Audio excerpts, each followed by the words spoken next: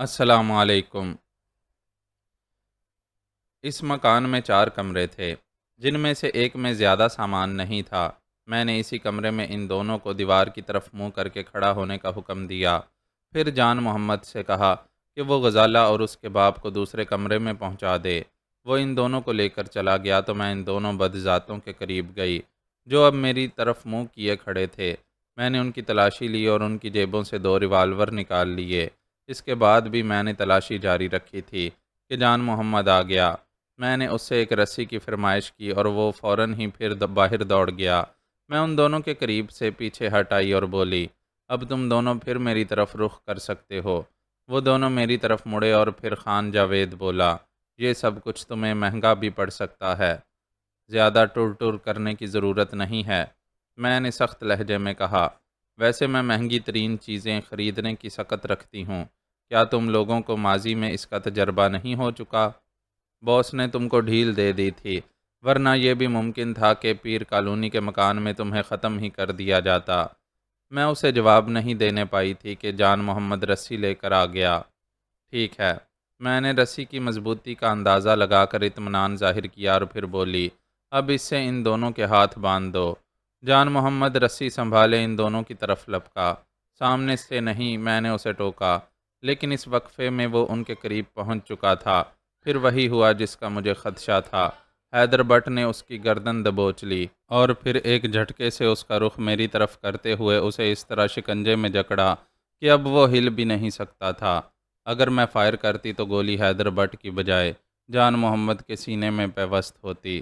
اگر تم نے میرے قریب آنے کی کوشش کی تو میں اس کا گلا گھونٹ دوں گا۔ حیدر بٹ سانپ کی طرح پھنکارا۔ خان جاوید میرے ریوالور کی زد میں تھا، لیکن اگر میں اس پر گولی چلاتی تو حیدر بٹ اس کا انتقام جان محمد ہی سے لیتا۔ جان محمد نے گندی گندی گالیاں بکنا شروع کر دی تھیں۔ وہ اتنا مشتعل ہو گیا تھا کہ اس نے میری موجودگی کو بھی نظر انداز کر دیا تھا اور ایسی مغلظات کا طوفان برپا کیے ہوئے تھا کہ ایک بار تو مردے بھی کانوں میں انگلیاں ٹھونستے ہوئے اپنی قبروں سے نکل کر بھاگ جائیں۔ ایک لمحے کے لیے میں تذبذب میں پڑ گئی کہ کیا کروں، لیکن فیصلہ کرنے میں دوسرا لمحہ نہیں گزرنے پایا۔ میں نے ان دونوں کے ریوالوروں کے ساتھ ہی اپنا ریوالور بھی برابر والے کمرے میں پھینک کر دروازہ بند کر لیا اور اس طرح دونوں ہاتھ اٹھا کر کھڑی ہو گئی جیسے اعلان پسپائی کر رہی ہوں۔ خان جاوید پھرتی سے میری طرف لپکا۔ جب تک وہ میرے قریب نہیں آ گیا میں اس طرح کھڑی رہی جیسے کوئی تعارض نہیں کرنا چاہتی ہوں، لیکن جیسے ہی وہ نزدیک آیا میں گویا جھکولا کھا کر اس کی زد سے نکل گئی اور پھر میں نے لانگ جمپ کا ایک ایسا مظاہرہ کیا جس کی شاید وہ مجھ سے بالکل توقع نہیں کر سکتے تھے۔ چشمِ زدن میں جس طرح بجلی کوند جاتی ہے، اس طرح میں بھی اڑتی ہوئی حیدر بٹ کے پہلو میں پہنچ گئی۔ میں نے کھڑا ہاتھ اس کے شانے پر مارا تو اس کی چیخ نکل گئی۔ گرفت ڈھیلی پڑی اور جان محمد نے ایک معمولی سا جھٹکا دے کر خود کو چھڑا لیا۔ خان جاوید دوبارہ میری طرف جھپٹنے کی بجائے دروازے کی طرف لپکا۔ شاید وہ ان ریوالوروں پر قابض ہونا چاہتا تھا جو میں نے دوسرے کمرے میں پھینکے تھے، لیکن میں نے اس کی یہ آرزو پوری نہیں ہونے دی۔ میں ایک زکند بھر کر اس کے قریب پہنچ گئی۔ وہ کنڈی کی طرف ہاتھ بڑھا چکا تھا۔ میں نے اس کی ٹانگ پکڑ کر گھسیٹ لی۔ وہ اوندے منہ گرا تو میں اچھل کر اس کی پیٹھ پر پہنچی۔ میری ایڑیوں کی ضرب اس کی ریڑھ کی ہڈی پر پڑی تھی۔ اس کے منہ سے چیخ نکل گئی۔ جان محمد نے حیدر بٹ کی پٹائی کرنا چاہی تھی، لیکن حیدر بٹ جیسے لڑاکا لوگوں سے نپٹنا ہر ایک کے بس کی بات نہیں ہوتی۔ وہ بیچارہ خود ہی اپنی پٹائی کرا بیٹھا۔ حیدر بٹ نے اسے مکوں پر رکھ لیا تھا۔ میں خان جاوید کو ٹانگ سے پکڑ کر گھسیٹتی ہوئی دروازے کے قریب سے ہٹا لائی اور پھر جان محمد کو بچانے کے لیے خان جاوید پر چڑھ دوڑی۔ خان جاوید نے شاید مجھے بھی جان محمد کی طرح ترنے والا سمجھ کر وار کرنا چاہا تھا، لیکن پلک جھپکتے میں اس کی خوش فہمی رفع ہو گئی اور وہ فرش چاٹتا ہوا نظر آیا۔ میں نے اسے پہلے تو ٹانگ مار کر گرایا تھا اور اب اس کے سر اقدس پر ٹھوکروں کی بارش کر دی۔ اچانک میں نے جان محمد کے چہرے پر ایسے تاثرات دیکھے جیسے اس نے میرے عقب میں کسی خطرے کو دیکھ لیا ہو۔ اس کے ہونٹ ہلے، مگر اس کی آواز نکلنے سے پہلے ہی میرے ذہن نے اس کے ذہن کا یہ پیغام سن لیا کہ خان جاوید فرش سے اٹھ کر مجھ پر حملہ کرنے والا ہے۔ میں برقی صورت سے گھوم گئی۔ خان جاوید میرے قریب پہنچ چکا تھا۔ میرا کھڑا ہاتھ اس کے بازو پر پڑا اور وہ اس طرح چیخ اٹھا جیسے اس کے بازو کی ہڈی ٹوٹ گئی ہو۔ فوراً ہی میرے بائیں ہاتھ نے بھی حرکت کی اور اس کی کمر پر پڑا۔ اس ضرب نے خان جاوید کے سارے کس بل نکال دیے اور وہ فرش پر ڈھیر ہو گیا۔ جان محمد موقع دیکھ کر حیدر بٹ پر پل پڑا تھا۔ اس نے حیدر بٹ سے بڑا بھرپور انتقام لیا، اور اگر میں اسے روک نہ لیتی تو وہ حیدر بٹ کے چہرے کو اس قابل بنا دیتا کہ اسے لوتھڑا کہا جا سکے۔ بس کافی ہے جان محمد، میں اس کا شانہ تھپکتی ہوئی بولی۔ ویسے معاملہ کافی سے بھی کچھ زیادہ ہو گیا تھا۔ خان جاوید اور حیدر بٹ دونوں ہی خاموش ہو گئے تھے۔ جان محمد کھڑا ہوا ہانپتا رہا۔ نچلا ہونٹ پھٹ جانے کی وجہ سے اس کو بار بار تھوکنا پڑ رہا تھا۔ ہمارے ہار ان دونوں کے پاس سے نہیں نکلے جان محمد، میں نے پرتشویش لہجے میں کہا۔ نہیں نکلے؟ وہ چونک کر بولا۔ میں نے مایوسانہ انداز میں اپنے سر کو منفی جنبش دی اور پھر کہا، شاید انہوں نے وہ ہار اپنی کار ہی میں چھپا دیے ہوں گے۔ یہی ہو سکتا ہے۔ تو پھر چلیں واپس، کار تو وہیں کھڑی ہوگی۔ چلنا تو پڑے گا، لیکن اس سے پہلے ان دونوں کو باندھ دیا جائے۔ انہیں بھاگ نکلنے کا موقع نہیں ملنا چاہیے۔ جان محمد نے پرجوش انداز میں مجھ سے اتفاق کیا اور پھر میں اس کی مدد سے ان دونوں کو باندھنے لگی۔ میں نے ان کے منہ کھول کر کپڑا بھی ٹھونسا تاکہ میری عدم موجودگی میں وہ ایک لفظ بھی نہ بول سکیں۔ جب مجھے اچھی طرح اطمینان ہو گیا تو میں نے کمرے سے باہر نکل کر جان محمد سے کہا، دروازے میں تالا ڈال دو۔ اسے یہ ہدایت کرنے کے بعد میں اس کمرے میں گئی جہاں غزالہ اور اس کا نابینا باپ سرگوشیوں میں باتیں کر رہے تھے۔ مجھے دیکھتے ہی غزالہ بول پڑی، آخر آپ کیا کرنا چاہتی ہیں بانو؟ سب ٹھیک ہو جائے گا، تم پریشان نہ ہو۔ میں نے اس کا شانہ تھپکتے ہوئے بڑے پیار سے کہا، لاہور میں بھائی جان ہمارے لیے پریشان ہو رہے ہوں گے۔ میری خاطر تم 1.5-2 گھنٹے بھی نہیں رک سکتی؟ میں وعدہ کرتی ہوں کہ 2 گھنٹے بعد تم کو لاہور پہنچا دوں گی۔ لیکن بس، میں نے بڑی محبت سے اس کے ہونٹوں پر انگلی رکھ دی، اب کوئی سوال نہیں، تم یہی میرا انتظار کرو۔ بس یوں گئی اور یوں آئی۔ میں نے آخری فقرہ 2 مرتبہ چٹکی بجا کر کہا۔ غزالہ بے بسی سے میری طرف دیکھتی رہ گئی۔ جان محمد کمرے میں داخل ہوتا ہوا بولا، میں نے وہاں تالا لگا دیا ہے میم صاحب، اور بھائی جی کو بھی سمجھا دیا ہے۔ ٹھیک ہے، چلو۔ میں اس کے ساتھ مکان سے نکلی اور کار میں بیٹھ کر چل دی۔ کار کے ساتھ ساتھ جان محمد کی زبان نے بھی چلنا شروع کر دیا تھا۔ اس کی خواہش تھی کہ ان دونوں کی خوب ٹھکائی کرنے کے بعد انہیں پولیس کے حوالے بھی کر ہی دیا جائے تاکہ کوئی کسر باقی نہ رہے۔ میں اس کی باتوں کے جواب میں بس ہوں ہاں کرتی رہی۔ جب ہماری کار شاہراہ پر پہنچی تو میں نے یہ دیکھ کر اطمینان کا سانس لیا کہ ان دونوں کی فیاٹ بدستور ایک طرف کھڑی ہوئی تھی اور اس کے قریب کوئی بھی دکھائی نہیں دے رہا تھا۔ غالباً اس دوران میں پولیس کی کوئی پیٹرول کار ادھر سے نہیں گزری تھی، ورنہ ایک خالی کار کو وہاں کھڑا دیکھ کر وہ لوگ ضرور رکتے۔ جان محمد، میں بولی، میرا خیال ہے گاڑی کی تلاشی لینے کے لیے یہ جگہ مناسب نہیں ہے، لوگ نہ جانے کیا سوچنے لگیں۔ تو پھر جان محمد نے انجن بند کرتے ہوئے پوچھا، اس کار کو بھی تمہارے بھائی کے گھر لیے چلتے ہیں؟ وہاں یہ دیکھنے والا کوئی نہ ہوگا کہ ہم کسی کی کار کی تلاشی لے رہے ہیں، لیکن اسے چلائے گا کون؟ ارے ہاں، آپ تو فوجی ہیں، آپ کو تو چلانا آتی ہوگی۔ میں مسکرا کر اس کی کار سے اتری اور پھر فیاٹ کی طرف بڑھی۔ اس وقت جب میں فیاٹ کا دروازہ کھول رہی تھی، ایک کار نے بریک لگائے اور فیاٹ کے قریب ہی رک گئی۔ ہیلو مس بانو، یہ آواز سنتے ہی میں نے سر گھما کر اس آواز کی طرف دیکھا۔ ڈرائیونگ سیٹ پر مجھے ادھیڑ عمر کرنل قدوس کی شکل نظر آئی۔ وہ اس وقت اپنی مکمل وردی میں ملبوس تھا۔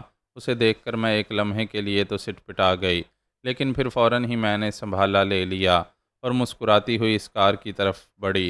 Hello colonel.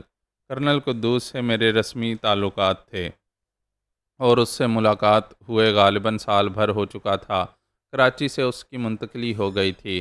آپ یہاں کیسے؟ وہ کار سے اتر کر مجھ سے مصافحہ کرتے ہوئے بولا، گجرانوالہ جا رہی ہوں، لیکن آپ کی کار کا رخ تو لاہور کی طرف ہے۔ مجھے اس کی شکل نظر آ گئی تھی، اس لیے مڑ کر آنا پڑا۔ میں نے جان محمد کی طرف اشارہ کرتے ہوئے کہا، یہ میرا ایک واقف کار کا ڈرائیور ہے، میں ان صاحب کو ایک پیغام پہنچانا چاہتی تھی، اس لیے۔ لاہور میں بھی کبھی غریب خانے پر قدم رنجا فرمائیں، ضرور حاضر ہوں گی۔ اچھا، اب اجازت دیجیے۔ میں نے پھر مصافحے کے لیے اس کی طرف ہاتھ بڑھا دیا۔ کرنل قدوس مجھ سے مصافحہ کر کے اپنی کار میں جا بیٹھا اور پھر کار حرکت میں آ گئی۔ اس مڈ بھیڑ پر میں بہت خوش تھی۔ جان محمد نے کہا، مجھے ایک فوجی افسر سے باتیں کرتے ہوئے دیکھ لیا تھا، لہٰذا اب اسے میری طرف سے کلی اطمینان حاصل رہتا۔ اب کسی بھی سٹیج پر اس کے دل میں شکوک و شبہات جنم نہیں لے سکتے تھے۔ فیاٹ کی ڈرائیونگ سیٹ پر بیٹھ کر میں نے اگنیشن کی پر نظر ڈالی جو اپنی جگہ پر موجود تھی۔ میں نے انجن سٹارٹ کر کے جان محمد کو چلنے کا اشارہ کیا۔ اس نے فوراً ہی گاڑی موڑ لی۔ میں اس کے پیچھے چل پڑی۔ لاہور سے دور ہوئے مجھے 2.5-3 گھنٹے گزر گئے تھے اور میں نہیں کہہ سکتی تھی کہ اس دوران میں فرخ پر کیا گزری ہوگی۔ اب خان جاوید اور حیدر بٹ میرے ہاتھ لگ گئے تھے تو اس بات کی تھوڑی سی امید پیدا ہو گئی تھی کہ شاید میں ان سے فرخ کے بارے میں کچھ معلوم کر سکوں۔ اگر وہ ہاتھ نہ لگتے تو مجھے لاہور پہنچ کر اندھیرے میں ٹامک ٹوئیاں مارنی پڑتیں۔ میں فیاٹ ڈرائیو کرتی ہوئی جان محمد کی کار کے پیچھے پیچھے اس کے بھائی کے گھر پہنچ گئی۔ جان محمد نے وہاں پہنچتے ہی مجھ پر سوالات کی بوچھاڑ کر دی۔ وہ اسی فوجی افسر کے بارے میں پوچھ رہا تھا۔ وہ ایک اتفاقیہ ملاقات تھی جان محمد، میں نے مسکرا کر کہا۔ کیا وہ آپ سے بڑا افسر تھا؟ نہیں، بس برابر کا سمجھ لو۔ جب میں نے مکان کے دروازے کی طرف قدم بڑھائے تو جان محمد چونک کر بولا، ہار تلاش نہیں کیجیے گا، میں یہاں آتے ہوئے راستے میں کار کی تلاشی لے چکی ہوں، ہار اس میں بھی نہیں ہے۔ پھر کہاں گئے؟ جان محمد نے حیرت سے پوچھا۔ انہی دونوں سے معلوم کرنا پڑے گا، میں تو ان کی بوٹیاں اڑا دوں گا اگر انہوں نے نہیں بتایا۔ نہیں جان محمد، تم اس معاملے میں نہ بولو، میں خود ہی نمٹ لوں گی۔ اگر تم نے اس معاملے میں حصہ لیا اور بعد میں یہ معاملہ بگڑ گیا تو تمہارے لیے پریشانی۔ باقی جملہ ایک جھٹکے کے ساتھ میرے بند ہونٹوں کے پیچھے مکفل ہو گیا کیونکہ میری نظریں 2 لڑکیوں پر پڑ گئی تھیں جو مکان کے دروازے پر کھڑی ہوئی تھیں۔ وہ میری بھتیجی سغرا ہے میم صاحب، جان محمد نے جلدی سے بولا، اور دوسری اس کی سہیلی زبیدہ ہے۔ وہ کبھی کبھی سغرا سے ملنے 2-1 روز کے لیے یہاں آ جاتی ہے۔ لیکن اس وقت یہ دونوں کہاں تھیں؟ میں نے آہستہ سے پوچھا۔ کھیتوں میں نکل گئی ہوں گی۔ میں آہستہ آہستہ مکان کی طرف قدم بڑھانے لگی۔ جان محمد میرے ساتھ چل رہا تھا۔ دونوں لڑکیاں بھی ہماری طرف دیکھ رہی تھیں۔ ان میں سے ایک تو بہت ہی معمولی شکل و صورت کی لڑکی تھی، لیکن دوسری کی گدرائی ہوئی جوانی نے مجھے جھرجھری لینے پر مجبور کر دیا۔ وہ سبز چوکھٹوں والا سرخ لاچا باندھے ہوئے تھی اور سبز رنگ کی قمیص سے اس کی جوانی گویا پھٹی پڑ رہی تھی۔ یہ زبیدہ ہے، جان محمد نے اس کی طرف اشارہ کرتے ہوئے کہا، اور یہ میری بھتیجی سغرا ہے، اسے میرے بھائی نے ہی پالا ہے کیونکہ اس کی ماں بچپن میں ہی مر گئی تھی۔ میں نے بڑے پیار سے ان دونوں کے گال تھپ تھپائے، لیکن زبیدہ کے گال تھپ تھپاتے ہوئے میرا انداز کچھ زیادہ والہانہ ہونا ہی چاہیے تھا۔ مکان میں داخل ہونے کے بعد میں نے سرگوشی کرنے والے انداز میں جان محمد سے پوچھا، کیا تمہارے بھائی نے دونوں لڑکیوں کو ان دونوں ڈاکوؤں کے بارے میں بتا دیا ہوگا؟ یہ میں ابھی پوچھ کر بتائے دیتا ہوں۔ میں ان دونوں کے پاس جا رہی ہوں۔ اس بات کا خیال رکھنا کہ دونوں لڑکیاں اس کمرے کے دروازے پر نہ آئیں۔ اس کی تو آپ بالکل فکر نہ کریں۔ میں نے جان محمد سے اس کمرے کی چابی لے لی اور جب میں اس کمرے میں پہنچی تو میں نے دیکھا کہ وہ دونوں ہوش میں آ چکے تھے۔ منہ میں کپڑا ٹھونسا ہونے کی وجہ سے کچھ بولنا ان کے لیے ممکن نہیں تھا۔ انہوں نے بڑے غصے اور نفرت سے میری طرف دیکھا۔ میں نے سب سے پہلے خان جاوید کے منہ سے کپڑا نکالا اور پھر حیدر بٹ کو بھی اس قابل کر دیا کہ وہ بول سکے۔ اب تم مجھے بتاؤ کہ فرخ کہاں ہے؟ میں نے ان دونوں کو گھورتے ہوئے انگریزی میں کہا۔ تم اس کی گرد کو بھی نہیں پا سکو گی، خان جاوید غرایا۔ معلوم ہوتا ہے کہ تم اپنے دماغ کی گرد جھڑوانا چاہتے ہو۔ کیا اتنی جلدی میرے ہاتھوں کی تباہ کاری بھول گئے؟ میرے ہاتھ بہت نرم، بہت خوبصورت ہیں، لیکن جب میں چاہتی ہوں انہیں فولاد بنا لیتی ہوں۔ ہمیں فرخ کے بارے میں کچھ نہیں معلوم۔ حیدر بٹ نے ساتھی کو سہارا دیا۔ لیکن اس کا نام جانتے ہو؟ میں بڑے تلخ لہجے میں بولی۔ ہمیں بس اتنا معلوم ہے کہ اسے کراچی سے اغوا کر کے لاہور لایا گیا ہے۔ لاہور اسے کہاں لے جایا جائے گا لاہور میں کہاں رکھا جائے گا، اس کے بارے میں ہم کچھ نہیں جانتے، خان جاوید نے کہا۔ تمہارا چہرہ تمہارے جھوٹ کی چغلی کھا رہا ہے خان جاوید۔ اب اگر تم دونوں نے حقیقت نہیں بتائی تو میں چاقو سے تمہارے جسموں کی چھوٹی چھوٹی بوٹیاں الگ کرنا شروع کر دوں گی۔ میرا یہ عمل اس وقت تک جاری رہے گا جب تک تم فرخ کے بارے میں نہیں بتاؤ گے۔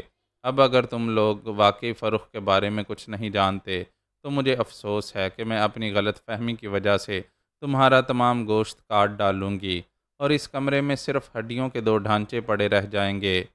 تم ایسا نہیں کر سکتی۔ حیدر بٹ کی آنکھوں سے خوف جھانکنے لگا۔ مجھے کون روک سکتا ہے، میں نے سرد لہجے میں کہا، اور پرس کھول کر اس میں سے قلم تراش چاقو نکال لیا۔ ہے تو یہ بہت چھوٹا سا، لیکن اتنا تیز ہے کہ بوٹیاں بڑی صفائی سے اتارے گا۔ حیدر بٹ کی آنکھوں سے جھانکتا ہوا خوف کچھ اور گہرا ہو گیا، لیکن خان جاوید کا چہرہ بالکل سپاٹ رہا۔ اسے اپنے اعصاب پر خاصا قابو حاصل تھا۔ مجھے اندازہ ہوا کہ حیدر بٹ زیادہ بہتر شکار ثابت ہوگا۔ یہ عمل شروع کرنے سے پہلے میں تمہارے منہ میں کپڑا ضرور ٹھونسوں گی، تاکہ تم بکروں کی طرح نہ چلا سکو۔ نہیں، وہ چیخ پڑا۔ دوسرے ہی لمحے میرے الٹے ہاتھ کا تھپڑ اس کے گال پر پڑا اور میں بڑے شفاق انداز میں غرائی۔ اب اگر تم نے ابھی سے شور مچانا شروع کیا تو میں یہ چاقو تمہاری گردن میں ہی اتار دوں گی۔ حیدر بٹ کا چہرہ سفید پڑتا چلا گیا۔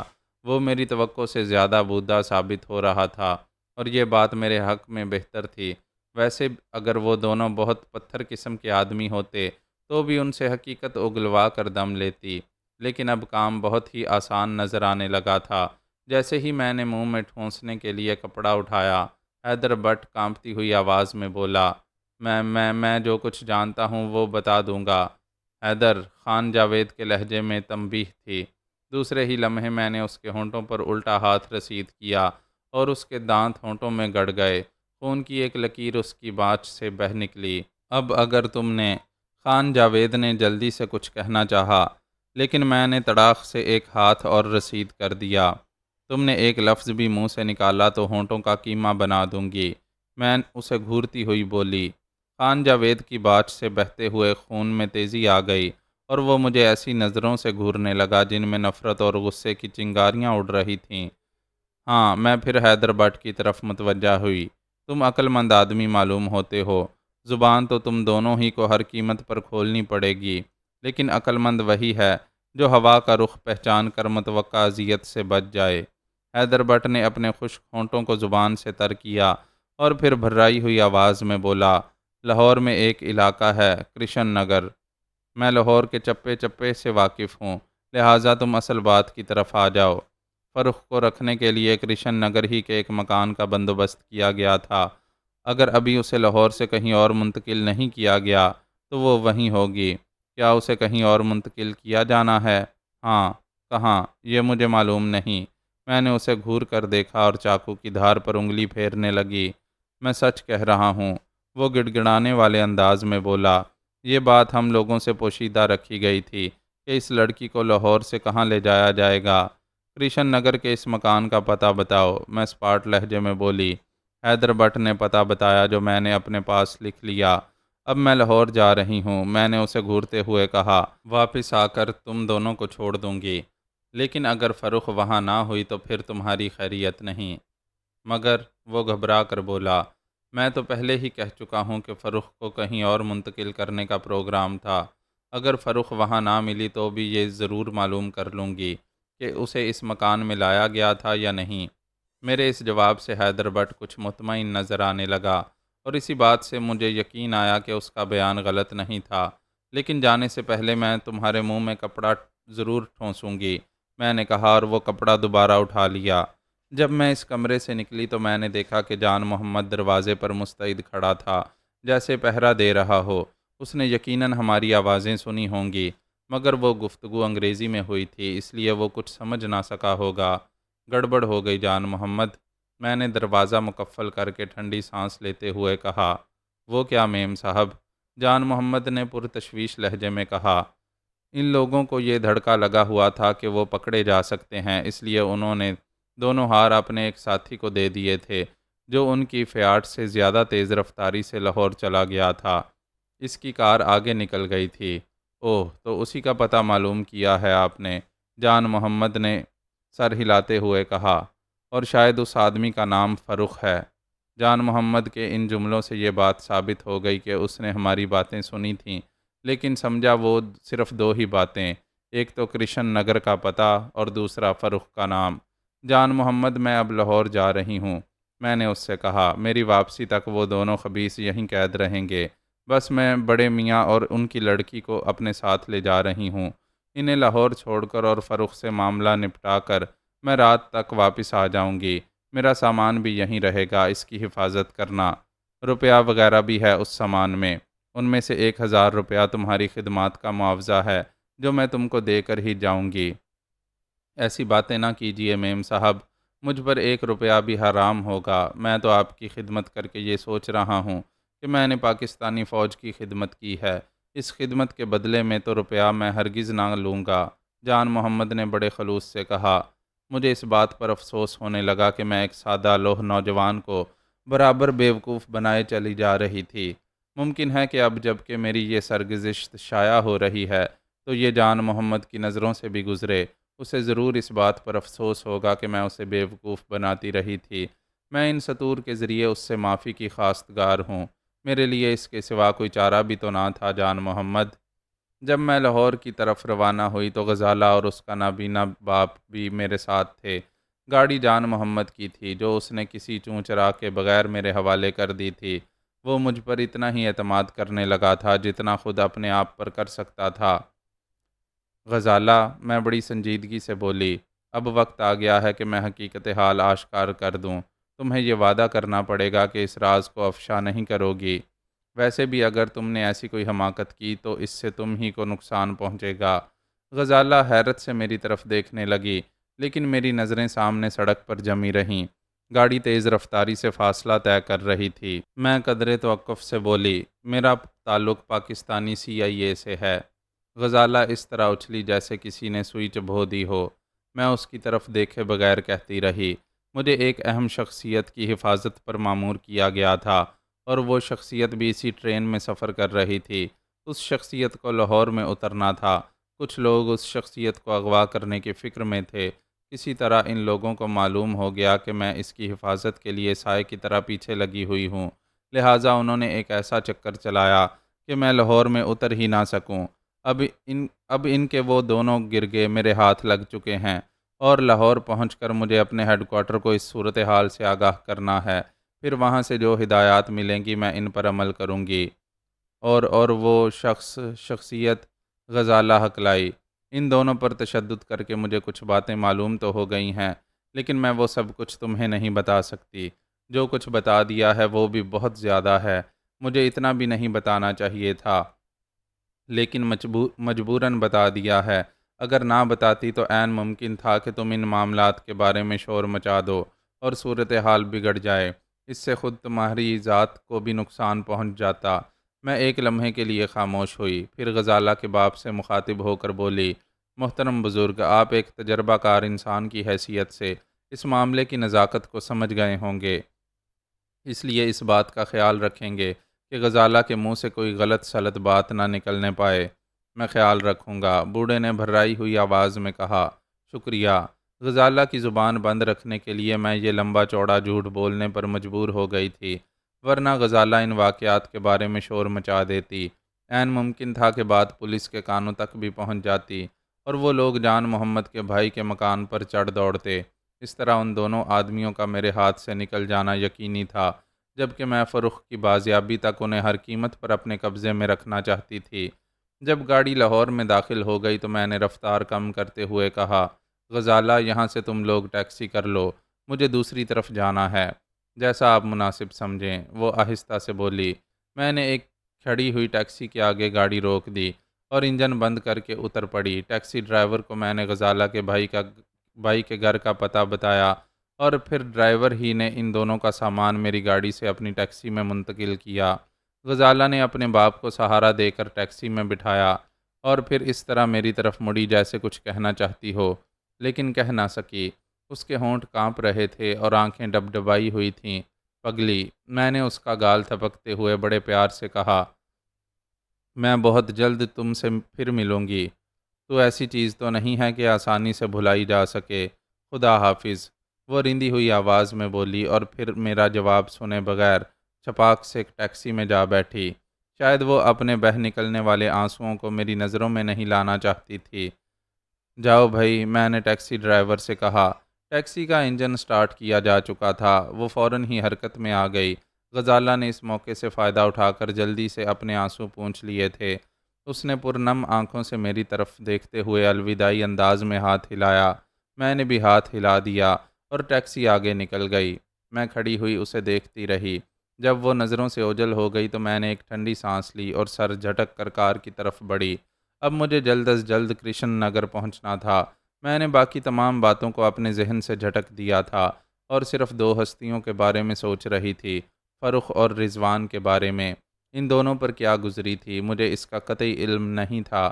میں وہ سب کچھ جاننے کے لیے بے چین تھی، لیکن رضوان ساجد کے بارے میں پتہ لگانے کا کوئی ذریعہ فی الحال میرے سامنے نہیں تھا۔ صرف فرخ کے بارے میں ایک سراغ ملا تھا اور میں اسی نشان پر آگے بڑھ سکتی تھی۔ میں تیز رفتاری سے فاصلہ طے کر کے کرشن نگر پہنچ گئی، لیکن اس مکان تک پہنچنے کے لیے ضروری تھا کہ میں کسی ایسے شخص سے پوچھ گچھ کروں جو وہیں رہتا ہو۔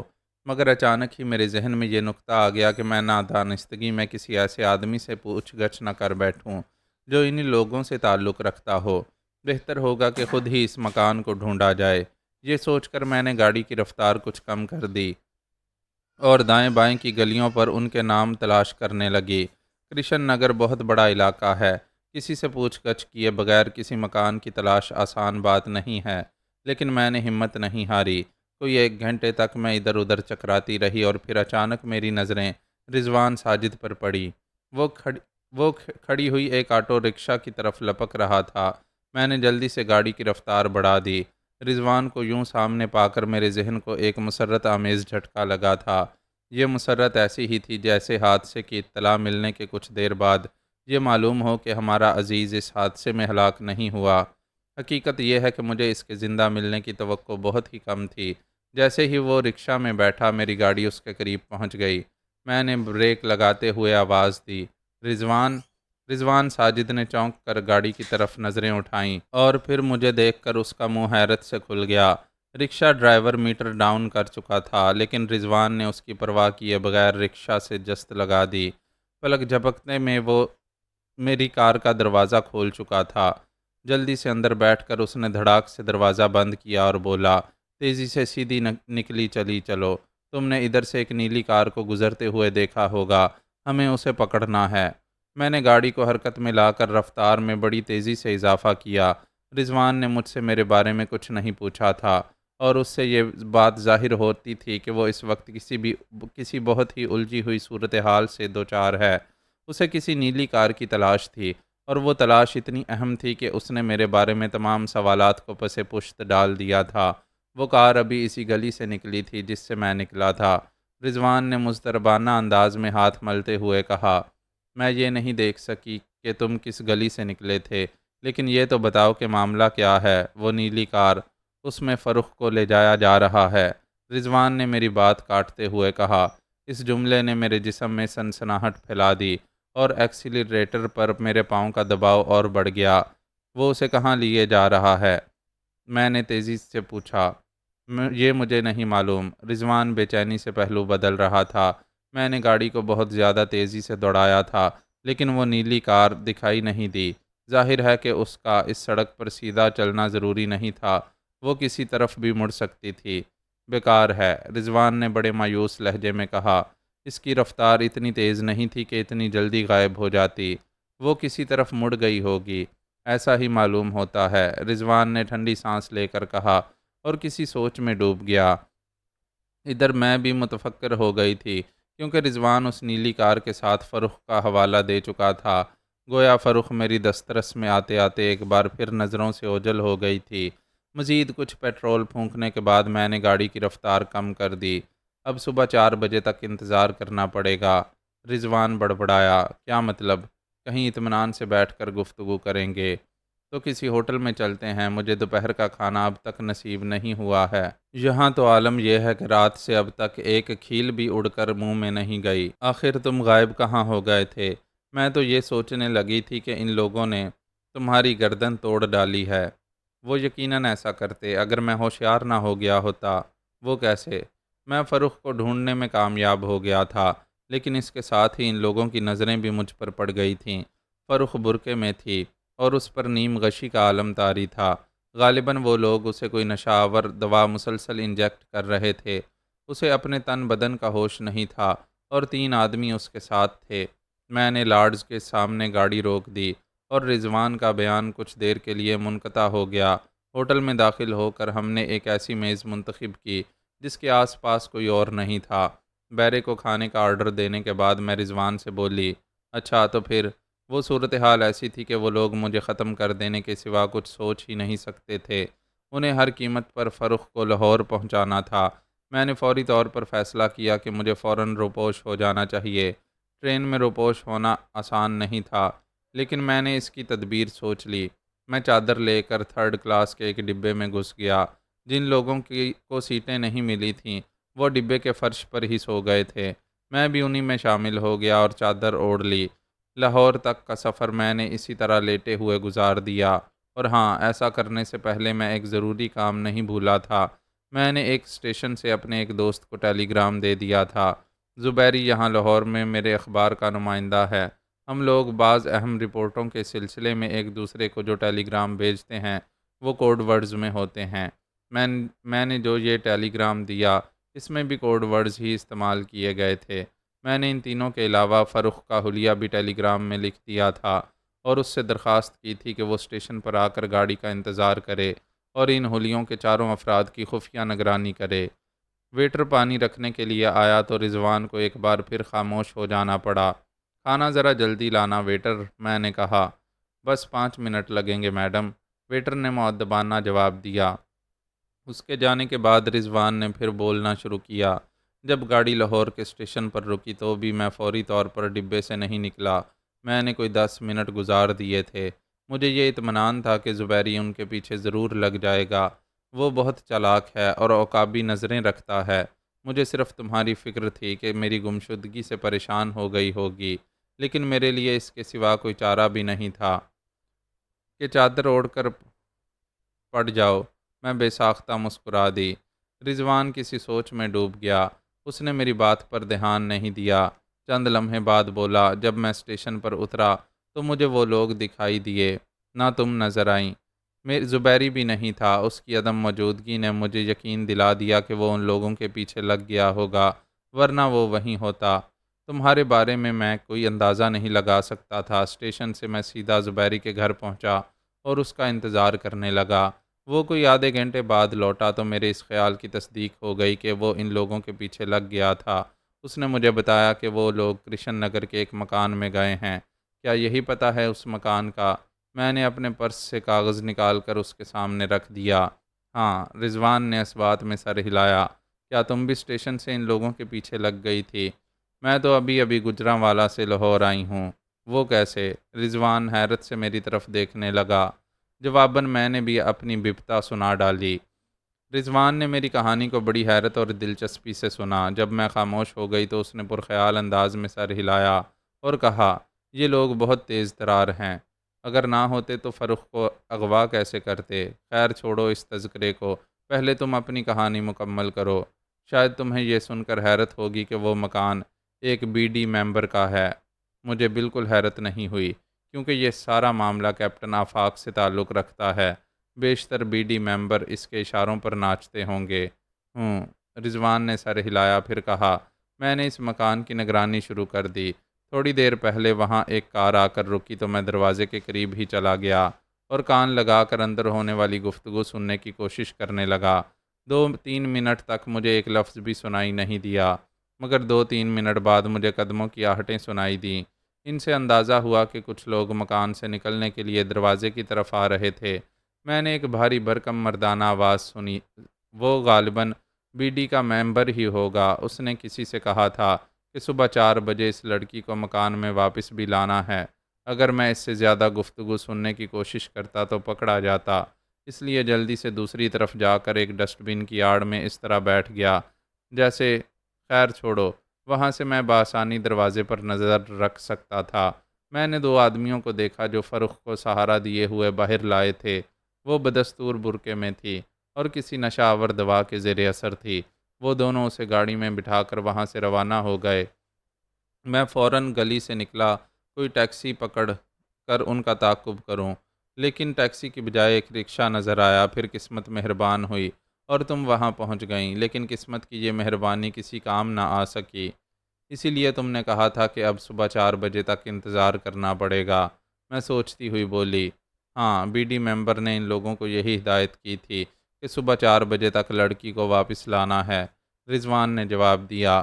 ویٹر کھانا لے کر آیا تو ایک بار پھر ہماری گفتگو کچھ دیر کے لیے رک گئی۔ جب ویٹر چلا گیا تو میں نے سالن کی ایک ڈش اٹھاتے ہوئے کہا، آخر فروخت کو صبح 4 بجے تک کے لیے کہاں بھیجا گیا ہے؟ ملاقات ہو گئی تو میں ان لوگوں سے یہ سوال ضرور کروں گا۔ رضوان نے ٹھنڈی سانس لے کر کہا۔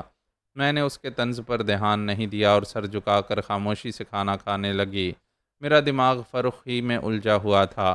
اگر پولیس کو اس معاملے سے آگاہ کیا جائے تو؟ کچھ دیر بعد رضوان بولا، کیا خیال ہے؟ اس سے کوئی فائدہ نہیں ہوگا۔ جب ایک بی ڈی ممبر کی شخصیت مقابل نظر آ رہی ہے تو پھر اس کے سوا کوئی چارہ نہیں کہ اپنی قوت بازو پر بھروسہ کیا جائے۔ کیا اندھیر نگری ہے؟ رضوان نے ٹھنڈی سانس لی۔ میں اس نقطے پر غور کر رہی ہوں کہ فروخت کو لاہور کیوں لایا گیا ہے؟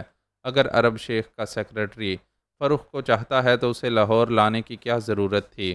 یہ نقطہ واقعی قابل غور ہے، اور اسی لیے میں نے رک کر کہا، ابھی ابھی میرے ذہن میں یہ بات آئی ہے کہ عرب شیخ کے سیکرٹری کو خواہ مخواہ فریم میں لایا گیا ہے۔ معاملات وہ نہیں معلوم ہوتے جو ظاہر کیے گئے ہیں۔ کیا مطلب؟ شاید عرب شیخ کے سیکرٹری کا اس معاملے سے کوئی تعلق نہ ہو۔ رضوان چند لمحے میری طرف دیکھتا رہا اور پھر سر ہلا کر بولا، یہ ممکن تو ہے۔ خیر، جو کچھ ہوگا سامنے آ جائے گا۔ فی الحال ہمیں صرف اس بات پر زور دینا ہے کہ فروخت کو ان لوگوں سے چھڑا کر کراچی واپس لے جایا جائے۔ صبح 4 بجے سے پہلے تو ہم کچھ بھی نہیں کر سکتے۔ میں نے اپنی رسٹ واچ پر نظر ڈالی اور پھر کہا، مجھے اب واپس جانا ہے۔ میں جان محمد سے کہہ کر آئی تھی کہ رات سے پہلے پہلے لوٹ آؤں گی۔ وہاں پر میری موجودگی اس لیے بھی ضروری ہے کہ وہاں خان جاوید اور حیدر بٹ موجود ہیں۔ کہیں ایسا نہ ہو کہ وہاں کوئی گڑبڑ ہو جائے۔ ان دونوں کے بارے میں تم نے کیا سوچا ہے؟ ابھی کوئی فیصلہ نہیں کر سکی ہوں۔ تم مجھے اپنے دوست زبیری کا گھر دکھا دو، میں صبح 4 بجے سے پہلے تم سے آ ملوں گی۔ میں نے ویٹر کو اشارے سے بلایا اور اس سے بل لانے کے لیے کہا۔ جب تک بل آیا ہم کھانے سے فارغ ہو چکے تھے۔ بل کی ادائیگی کر کے ہم فوراً اٹھ گئے اور رضوان نے مجھ سے کہا کہ میں کار کو چبرجی کی طرف لے چلوں۔ اس کے دوست زبیری کا گھر وہیں تھا۔ وہ گھر دیکھ کر اور رضوان کو وہاں چھوڑ کر میں ہائی وے کی طرف روانہ ہو گئی۔ میں برابر فروخت ہی کے بارے میں سوچتی چلی جا رہی تھی۔ اس کی صبح 4 بجے تک کی منتقلی نے مجھے تشویش میں مبتلا کر رکھا تھا۔ میں یہ سوچ رہی تھی کہ اسے کسی درندہ صفت مرد کا پہلو گرمانے کے لیے تو نہیں بھیجا گیا۔ اگر اس کی دوشیزگی یوں چھین لی جاتی تو مجھے زندگی بھر اس کا قلق رہتا۔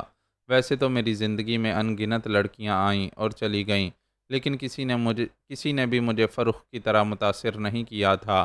اس کی معصومیت میرے دل میں اس طرح مہکی تھی کہ باقی خوشبوئیں مدھم پڑ کر دم توڑ چکی تھیں۔ فروخت کے بعد میں نے غزالہ کی شوخ و چنچل جوانی کے پھول بھی چنے تھے، لیکن فروخت کی پھلواری کا خط کچھ اور ہی تھا۔ غزالہ کا خیال ذہن میں آیا تو میں سوچنے لگی کہ اس وقت وہ کیا کر رہی ہوگی۔ اس نے اپنے بھائی اور بھاوج کو تاخیر سے لاہور پہنچنے کے بارے میں کیا بتایا ہوگا؟ کیا وہ کوئی ڈھنگ کا جھوٹ بول سکی ہوگی؟ اس کا امکان کم ہی تھا، لیکن میں اس کے نابینا باپ کی وجہ سے مطمئن تھی۔ اس نے ضرور کوئی معقول کہانی گھڑ لی ہوگی۔ وہ ایک تجربہ کار بوڑھا تھا۔ اس عمر میں جینے کے آداب آ جاتے ہیں، زندگی گزارنے کا ایک سلیقہ آ جاتا ہے۔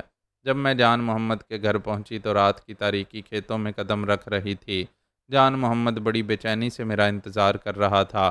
وہ چھوٹتے ہی بولا، آپ نے تو بڑی دیر کر دی میم صاحب۔ ہاں جان محمد، میں نے تھکے تھکے سے انداز میں کہا۔ ان دونوں کمینوں نے اپنے جس دوست کا پتہ بتایا تھا، اسے ڈھونڈنے میں بڑا وقت لگا اور پھر معلوم ہوا کہ وہاں اس نام کا کوئی آدمی نہیں رہتا۔ اوہ، تو ان دونوں نے دھوکہ دیا۔ جان محمد غسیلی آواز میں بولا۔ ہاں جان محمد، اب میں بہت تھک گئی ہوں۔ کیا یہ ممکن ہے کہ آج کی رات یہیں گزار لوں؟ مجھے اب اس امکان پر غور کرنا ہی پڑے گا کہ ان دونوں کو پولیس کے حوالے کر دوں۔ یہ تو آپ کو پہلے ہی کرنا چاہیے تھا میم صاحب۔ جان محمد، میں سونا چاہتی ہوں، بہت تھک گئی ہوں۔ چونکہ آپ نے واپس آنے کے لیے کہا تھا اس لیے آپ کا بستر تیار کر دیا گیا ہے۔ گرما گرم کھانا بھی تیار ہے۔ البتہ مجھے اب اجازت دیجیے میم صاحب، مجھے واپس گجرانوالہ جانا ہے۔ یہ کار میری اپنی نہیں ہے میم صاحب۔ اگر یہ وقت پر اپنے مالک کے پاس نہ پہنچ گئی تو وہ پریشان ہو کر پولیس میں رپورٹ کروا دے گا۔ اگر ایسی بات ہے تو تم ضرور جاؤ، لیکن واپس تو آؤ گے نا؟ مجھے گجرانوالہ میں 2 ایک کام ہیں، وہ کر کے آ جاؤں گا۔ ٹھیک ہے، جان محمد مجھے مکان کے اس کمرے میں لے گیا جہاں میرے لیے بستر لگایا گیا تھا۔ پھر اس نے اپنی بھتیجی سغرا کو آواز دے کر بلایا تو اس کے ساتھ ساتھ زبیدہ بھی چلی آئی، وہی زبیدہ جس کو میں نے پہلی مرتبہ مکان کے دروازے پر کھڑا ہوا دیکھا تھا، تو اس کی جوانی کے شعلے کی لپک ایک اپنے دل تک محسوس کی تھی۔ جان محمد سغرا کو ہدایت کرنے لگا کہ وہ ہر طرح میرا خیال رکھے۔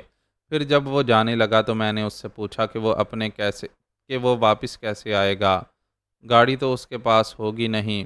میں بس سے آؤں گا میم صاحب، اس نے جواب دیا، اور سڑک سے یہاں تک پیدل۔ جان محمد نے ہنس کر کہا، ہم لوگ شہری نہیں ہیں میم صاحب، میلوں تک پیدل چلیں گے تو اس طرح جیسے آپ لوگ باغوں میں گھومتے ہیں۔ سغرا اپنے چچا کے اس جواب پر ہنسنے لگی، لیکن زبیدہ صرف مسکرا دی۔ اس کے انداز میں ایک رکھ رکھاؤ سا تھا، وہ کوئی دیہاتی لڑکی نہیں معلوم ہوتی تھی۔ جان محمد کے جانے کے بعد سغرا نے مجھ سے کھانے کے لیے پوچھا۔ نہیں سغرا، میں نے جواب دیا، ابھی بھوک نہیں ہے، جب بھوک لگے گی تو تمہیں پکار لوں گی۔ تو پھر ہم جائیں بی بی صاحب؟ سغرا کے منہ سے یہ بی بی صاحب بہت اچھا لگا اور میں ہنس دی۔ جاؤ۔ وہ دونوں دروازے کی طرف مڑ گئیں۔ میری نظریں زبیدہ کی کمر کے حلال پر پھسلنے لگیں۔ اس کے کولہے بڑے متناسب تھے، وہ میرے دل میں گدگدی سی کر کے چلی گئی۔ میں نے ایک ٹھنڈی سانس لے کر خود کو بستر پر گرا دیا۔ میں واقعی بہت تھک گئی تھی، مگر سونے کا ارادہ کرنا حماقت ہی ہوتی۔ مجھے 4 بجے سے پہلے لاہور پہنچنا تھا، اگر سو جاتی تو یہ محال ہی تھا کہ بروقت آنکھ کھل جائے۔ میرا بستر اس کمرے میں لگا ہوا تھا جس سے متصل کمرے میں خان جاوید اور حیدر بٹ قید تھے۔ اس کمرے کا دروازہ بھی اسی کمرے میں تھا۔ میری نظریں اس کے قفل پر پڑیں تو میں ان دونوں کے بارے میں سوچنے لگی۔ وہ دونوں اس کمرے میں اس طرح بندھے پڑے تھے کہ ان کے لیے حرکت کرنا بھی محال تھا۔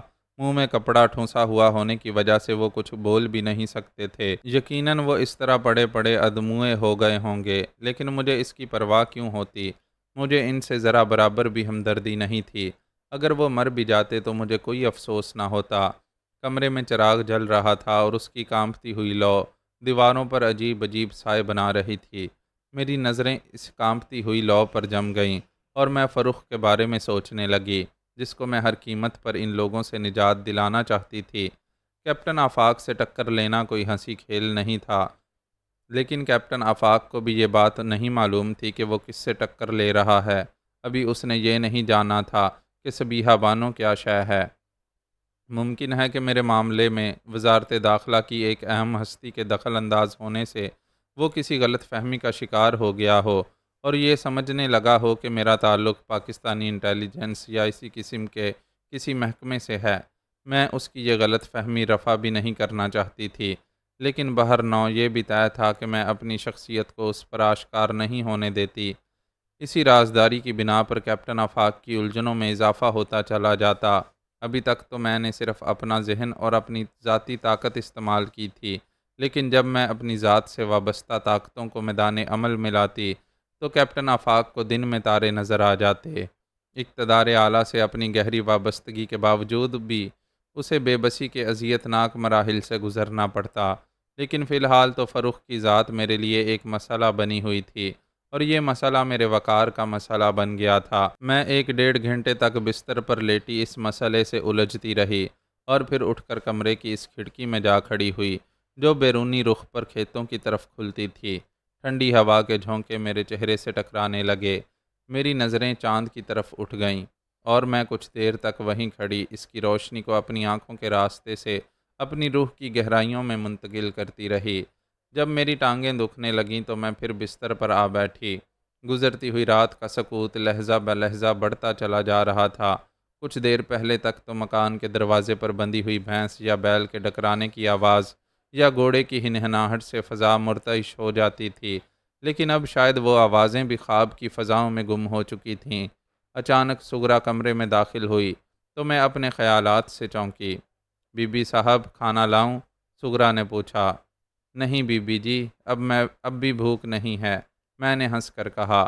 سغرا شرما کر چلی گئی۔ میرے خیالات کی رو زبیدہ سے جا ٹکرائی اور اس دیہاتی لڑکی کے گھٹے ہوئے بدن کا تصور میرے خفتہ جذبات کو اس طرح چھیڑنے لگا جیسے کوئی آہستہ آہستہ مضراب کے ان تاروں کو چھیڑتا ہے جو بہت دیر سے ساکت ہوں۔ پھر کچھ ہی دیر ہوئی تھی کہ مجھے فضا میں ہنسی کا ترنم بکھرتا محسوس ہوا۔ میں نے چونک کر کھڑکی کی طرف دیکھا، آواز باہر ہی سے آئی تھی۔ میں جلدی سے اٹھ کر کھڑکی میں جا کھڑی ہوئی۔ میں نے سغرا اور زبیدہ کو دیکھا جو کھیتوں میں نکل گئی تھیں اور ایک دوسرے سے چہلیں کر رہی تھیں۔ چاند اب پوری آب و تاب سے چمک رہا تھا، اس کی کرنیں کھیتوں میں روپہلی جوت جگا رہی تھیں۔ سب کچھ بالکل صاف نظر آ رہا تھا۔ زبیدہ اس وقت بھی سبز ریشمی لاچا باندھے ہوئے تھی اور اس کی قمیض ایسی تھی کہ اس کی جوانی کو تنگ دامنی کا احساس ہو رہا تھا۔ کچھ دیر تک وہ دونوں ایک دوسری کو چھیڑتی ہوئی ایک دوسری کے پیچھے بھاگتی رہیں اور پھر انہوں نے کھیتوں میں بھنگڑا ڈالنا شروع کر دیا۔ میں کچھ آڑ میں ہو گئی تاکہ ان دونوں میں سے کسی کی نظر مجھ پر نہ پڑ سکے۔ اگر وہ مجھے دیکھ لیتیں تو یقیناً رقص بند کر دیتیں۔ چاندنی میں دو نوجوانیوں کی مستی ابلتی رہی، بقول شخص ازا شاعری کر رہے تھے اور میری نظریں صرف زبیدہ کی شاعری کو پرکھ رہی تھیں۔ زبیدہ کے ازا اس شاعری سے خوب واقف معلوم ہو رہے تھے۔ یہ کہ ایسی شاعری تھی جو جذبات میں ہلچل مچا دیتی ہے۔ خود زبیدہ بھی بے خود ہوئی جا رہی تھی، سرشار ہوئی جا رہی تھی۔ کبھی کبھی اس کا لاچا سرک جاتا تھا تو میری نگاہیں اس کی گوری گوری ساکِ سیمی کو چوم لیتی تھیں۔ اس وقت مجھے ایک پل کے لیے یوں لگتا تھا جیسے کوئی دل میں گدگدی کر گیا ہو۔ بھیگتی ہوئی رات کے ساتھ مجھے ایسا محسوس ہونے لگا جیسے میرا وجود بھی بھیگتا چلا جا رہا ہو۔ جذبات کی اوس بڑی شدت سے گزرنے لگی تھی۔ میری نظریں بنگڑا ناچتی ہوئی زبیدہ کے گرد ناچتی رہیں۔ میری خواہشات کے سائے زبیدہ کے بدن پر لہراتے رہے اور میری نگاہوں کا پیار اس کی جوانی پر نثار ہوتا رہا۔ جب جذبات برانگیختہ ہو جائیں تو بعض اوقات سوچنے کا انداز بڑا عجیب ہوتا ہے۔ اس وقت میں نے سوچا کاش میں چاندنی بن کر ان کھیتوں میں بکھر جاتی جہاں زبیدہ ناچ رہی تھی، جہاں زبیدہ کے گورے گورے پاؤں سبت ہو رہے تھے۔ وہ مٹی کتنی خوش قسمت تھی جسے ان سڈول پیروں کا لمس حاصل ہو رہا تھا۔ زندگی میں پہلی مرتبہ کسی گاؤں کی ایک الڑ مٹیار نے میرے دل کو برمایا تھا۔ اس کے مینائے شباب کی سرفرازی نے ایک مضراب کی طرح میرے جذبات کے تاروں پر بڑی وحشیانہ سی دھن چھیڑ دی تھی۔ وہ ایک لاہوتی دھن تھی، وہ ایک لاہوتی نغمہ تھا جو اگر آسودہ تکمیل نہ ہوتا تو مضراب کی وحشت سے جذبات کے تار ٹوٹ جاتے۔ میرے دل کی دھڑکنیں اس نغمے کی تیز دھن پر بڑی چابک دستی سے تال دے رہی تھیں۔ ایک طوفان برپا ہوتا جا رہا تھا اور اس طوفان میں زبیدہ کی ساکِ سیمی کبھی کبھی بجلی کی طرح چمک جاتی تھی۔ زبیدہ ناچتی رہی، سغرا ناچتی رہی، دو جوانیاں ناچتی رہیں۔ زندگی رقص میں تھی، جذبات رقص میں تھے۔ آرزوئے وصال کا گرداب مجھے بھینچے جا رہا تھا۔ میں آتش شوق کی گرمی سے پسینے پسینے ہوئے جا رہی تھی۔ زبیدہ اور سغرا ناچتے ناچتے ایک دوسرے سے ٹکرائیں اور پھر رقص بھول کر آپس میں لپٹ گئیں۔ بے خودی نے ان کو بھی آرزوئے لمس سے سرشار کر دیا تھا۔ وہ ایک دوسری سے لپٹی ہوئی کھیت میں گر پڑیں اور ان کی ہنسی ایک جھنکار کی طرح فضا میں پھیل گئی۔ زبیدہ کے اعضاء کی حرکت کا انقطاع مجھے یوں لگا جیسے نبض کائنات ڈوب گئی ہو۔ فضا میں جو ایک غیر شنیدہ سا شور تھا وہ تھم گیا، نغمگی سکوت میں غرق ہو گئی۔ زبیدہ اور سغرا ایک دوسری سے لپٹی ہوئی کھیت میں اس طرح لڑکنے لگیں کہ ان کے لاچے اپنے فرائض سے بڑی حد تک غافل ہو گئے۔ اس خیرگی سے میری آنکھیں چندیا گئیں۔ مجھے اپنے وجود کی گہرائی سے ایک شعلہ سا اوپر کی طرف لپکتا محسوس ہوا اور میرے جنون نے شاید آخری حد چھو لی۔ اس وقت میرا پاگل پن کوئی عجیب سی صورتحال مرتب کر دیتا، لیکن اسی وقت ایک کڑکدار آواز سنائی دی، سغرا بیداں کتھے گئیو کڑیو۔ یہ شاید جان محمد کے بھائی کی آواز تھی۔ سغرا اور زبیدہ گھبرا کر اپنا آپ سنبھالتی ہوئی اٹھ کھڑی ہوئیں۔ آئی بابے، سغرا نے بلند آواز میں کہا اور پھر وہ زبیدہ کا ہاتھ پکڑے ہوئے تیزی سے مکان کے دروازے کی طرف لپکی۔ مجھے یوں لگا جیسے کوئی سندر سپنا ٹوٹ گیا ہو۔ میں نے اپنی پیشانی کھڑکی کی چوکھٹ پر مار دی اور کچھ دیر کے لیے یوں ہی بے حس و حرکت ہو گئی۔ میری پنڈلیوں میں سنسناہٹ ہو رہی تھی اور تنفس جیسے آگ کی لپٹیں خارج کر رہا تھا۔ میں زندگی میں کبھی بھی یوں نا آسودہ نہیں رہی۔ جب بھی میرے جذبات اس شدت سے مچلے ہیں مجھے آسودگی کا ساحل ضرور ملا ہے، لیکن زبیدہ نے مجھے بیچ منجدار میں چھوڑ دیا تھا۔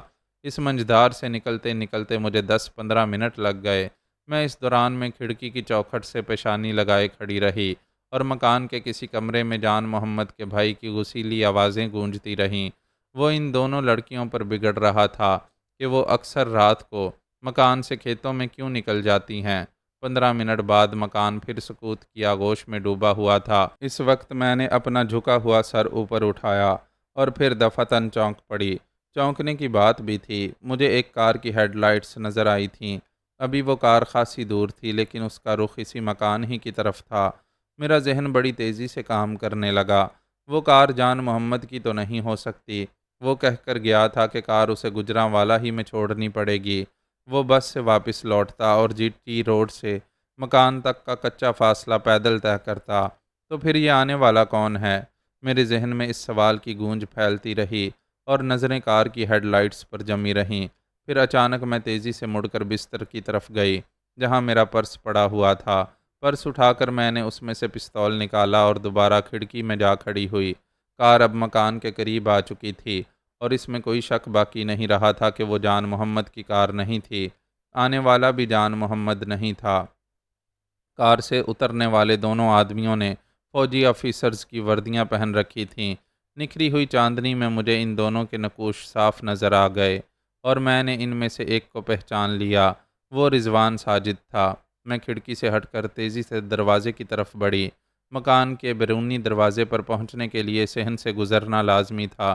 جب میں نے صحن میں قدم رکھا تو جان محمد کا بھائی صحن میں چارپائی ڈالے سو رہا تھا۔ جلدی سے کھڑا ہو گیا اور پوچھنے لگا کہ کیا مجھے کسی چیز کی ضرورت پڑ گئی ہے؟ نہیں نہیں، تم آرام کرو، میں نے کہا اور دروازے کے قریب پہنچ کر کنڈی کھولنے لگی۔ رضوان ساجد کی آمد اتنی غیر متوقع تھی کہ میرا ذہن فوری طور پر 2 اور 2 4 کی منزل سے نہیں گزر سکا تھا۔ اس کے جسم پر آنے والی فوجی وردی مزید الجھاؤ کا سبب بن گئی تھی۔ اس کے ساتھی کے بارے میں نے یہ قیاس کیا تھا کہ وہ اس کا دوست زبیری ہوگا جو لاہور میں اس کے اخبار کا نمائندہ تھا۔ جب میں دروازہ کھول کر باہر نکلی تو وہ دونوں بھی دروازے کے قریب پہنچ چکے تھے۔ رضوان مجھے دیکھ کر اس طرح مسکرایا جیسے میری حیرت زدگی سے لطف اندوز ہو رہا ہو۔ میں نے اس کی مسکراہٹ کو درخور اتنا نہیں گردانا اور سوالیہ نظروں سے اس کی طرف دیکھنے لگی۔ یہ میرے دوست ہیں زبیری، رضوان نے جلدی سے بولا۔ بہتر ہوگا کہ ہم انگریزی میں گفتگو کریں، میں نے کہا، تاکہ میرا دیہاتی میزبان ہماری گفتگو سن لے تو کچھ سمجھ نہ سکے۔ آخر اس فوجی وردی اس کی ضرورت بڑی شدید تھی۔ رضوان نے میری بات کاٹتے ہوئے کہا، تم نے مجھے بتایا تھا کہ تم نے یہاں فوجی ہونے کا ڈرامہ کھیلا ہے، مقصد بتاؤ آنے کا۔ وہ دونوں آدمی کہاں ہیں؟ کون دونوں آدمی؟ جنہوں نے لاہور ریلوے اسٹیشن کو تمہاری قدم بوسی سے محروم رکھا تھا۔ وہ اندر ایک کمرے میں بندے پڑے ہیں، ہم ان کو لینے آئے ہیں۔ کیوں؟ یہ جگہ کچھ ایسی محفوظ نہیں ہے کہ تم ان دونوں کو یہاں قید کر کے مطمئن ہو، کسی وقت بھی معاملہ بگڑ سکتا ہے۔ میں نے اور زبیری نے کافی سوچ بچار کے بعد یہ فیصلہ کیا ہے کہ ان دونوں کو یہاں سے منتقل کر دینا چاہیے۔ مگر کہاں؟ زبیری کے گھر پر۔ میں نے زبیری پر ایک بار پھر اچھڑتی نظر ڈالی۔ ابھی تک وہ ایک لفظ بھی نہیں بولا تھا لیکن اس کی نظریں میرے جسم کو ناپتی رہی تھیں۔ وہ بڑے غور سے میرا جائزہ لے رہا تھا۔ شاید رضوان نے اسے میرے بارے میں بہت سی خاص باتیں بتا دی تھیں۔ رضوان بولا، یہ فوجی وردیوں کا ڈرامہ کھیلنا ہم نے اس لیے ضروری سمجھا کہ تمہارے میزبان تمہاری طرف سے مطمئن ہو جائیں۔ اب یہاں سے تمہارے جانے کے بعد بھی وہ کسی کو ان معاملات کے بارے میں کچھ نہیں بتائیں گے۔